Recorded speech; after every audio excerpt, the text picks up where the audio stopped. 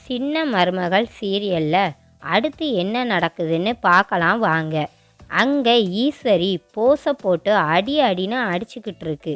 நான் அப்போவே உன்கிட்ட சொல்லி தொலைச்சேனேடா, அந்த தவசியை எங்கேயும் வெளியே வர சொல்லாத, அவன் வெளியே வந்தா சிக்கிடுவோன்னு.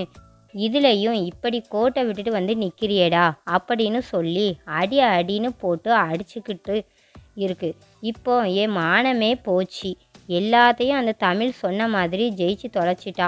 உன்னால் பாரு, நான் அவமானப்பட்டு நின்றுக்கிட்டு இருக்கேன் அப்படின்னு சொல்லி போஸை போட்டு அடி அடின்னு அடிச்சுக்கிட்டு இருக்கு. இடையில கிடந்து இந்த சித்ரா, ஏமா நீ அவனை போட்டு அடிச்சுக்கிட்டு இருக்க? இடையில வந்து இந்த சேது பையதானே எல்லாத்தையும் கெடுத்து விட்டது. அந்த சேது பையன் மட்டும் இந்த தவசியை கூட்டிட்டு வராமல் இருந்திருந்தா இன்னைக்கு நம்ம நினச்சதெல்லாம் நடந்திருக்குமல்ல. அது மட்டும் இல்லாமல் அந்த சேதுவும் தமிழும் கூட்டணி சேர்ந்துக்கிட்டு தான் இந்த தவசியை கூட்டிட்டு வந்திருக்காங்க. இதுக்கெல்லாம் நம்ம தம்பி என்னம்மா பண்ணுவான்னு சொல்லி இங்கே பார்த்தா சித்ரா கிடந்து இடையில வாக்குவாதம் பண்ணிக்கிட்டு இருக்கா.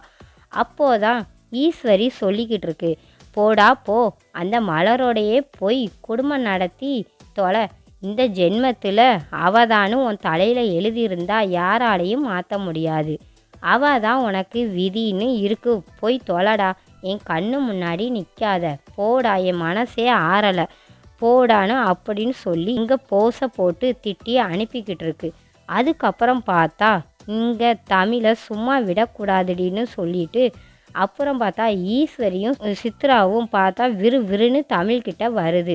வந்துட்டு என்னடி நினச்சதை சாதிச்சிட்டோம்னு சொல்லிட்டு ரொம்ப சந்தோஷத்தில் இருக்கிறியோ அப்படின்னு ஈஸ்வரியும் கேட்கவும், என்ன பார்த்தாலே உங்களுக்கு தெரியலையா அப்படின்னு சொல்லிட்டு தமிழும் கேட்குது. இங்கே பாருடி, நான் நல்ல பாம்பு மாதிரி, நீ எவ்வளோ அடிக்கிறியோ அதை திரும்ப கொடுக்காம விடமாட்டேன்டி.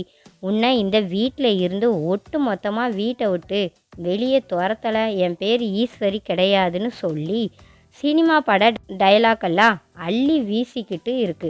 ஈஸ்வரி அப்போதான் பார்த்தா தமிழ் சொல்லுது, இங்கே பாருங்க, உங்ககிட்ட பேசுகிற அளவுக்கெல்லாம் எனக்கு நேரம் கிடையாது. சும்மா நின்றுட்டு இந்த வெட்டி சவாலெல்லாம் விடாமல் இங்கே இருந்து கொஞ்சம் கிளம்புங்க, கொஞ்சம் காற்று வரட்டும், இடத்த காலி பண்ணுங்கன்னு சொல்லி தமிழ் பேசிக்கிட்டு இருக்கு. என்னடி உனக்கு நக்கலாக தெரியுதா? உன்னைய மாட மாளிகையில் இருந்து பெரிய வீட்டு மருமகளா இருந்த உன்னைய இந்த இடத்துக்கு கூட்டிகிட்டு வந்ததே நான் தான். இங்கே இருக்கிற உன்னைய ஒட்டு மொத்தமாக வீட்டை விட்டு வெளியே துரத்த வைக்கல நான் ஈஸ்வரி கிடையாதுன்னு சொல்லி இந்த ஈஸ்வரி சவாலாக பேசிக்கிட்டு இருக்கு. அதெல்லாம் அப்புறமா இருக்கட்டும், முதல்ல கிளம்புங்க கிளம்புங்கன்னு சொல்லிட்டு தமிழ் பார்த்தா அசால்ட்டாக பேசிக்கிட்டு இருக்கு. அதுக்கடுத்து பார்த்தா தமிழ் சேதுக்கிட்ட வந்துட்டு, ரொம்ப நன்றிங்க, நான் சொன்ன ஒரு வார்த்தைக்காக மலர் அக்கா மேலே எந்த தப்பு இல்லைன்னு நிரூபித்ததுக்கு.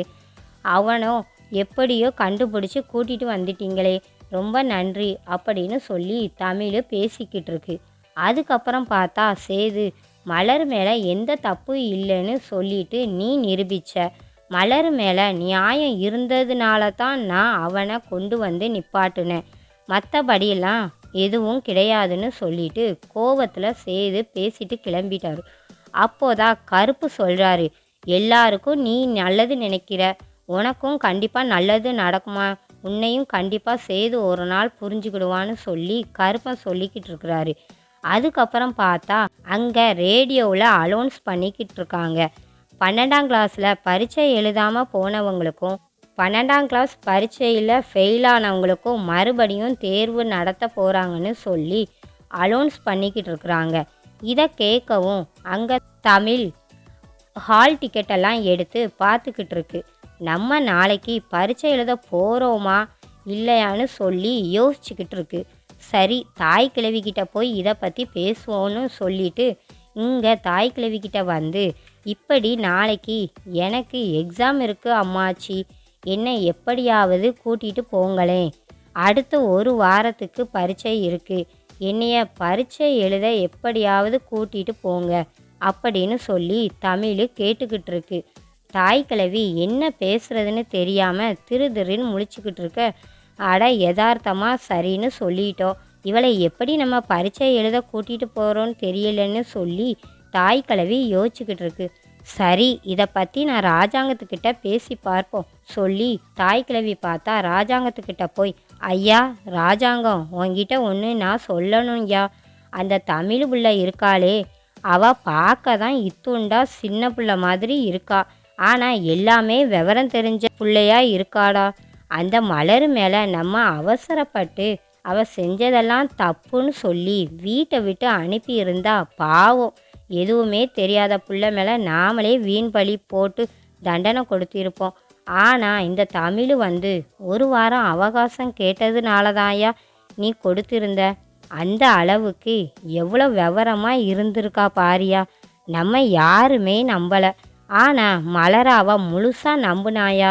அது மட்டும் இல்லாமல் நீ அந்த அளவுக்கு அமைச்சராக இருக்கனா, அதுக்கு காரணமும் தமிழ்தாயா.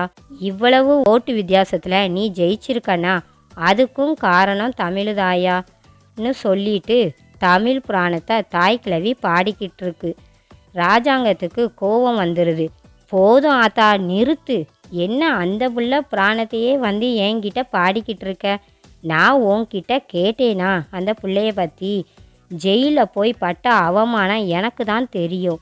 அதை என்னால் மறக்கவே முடியாது.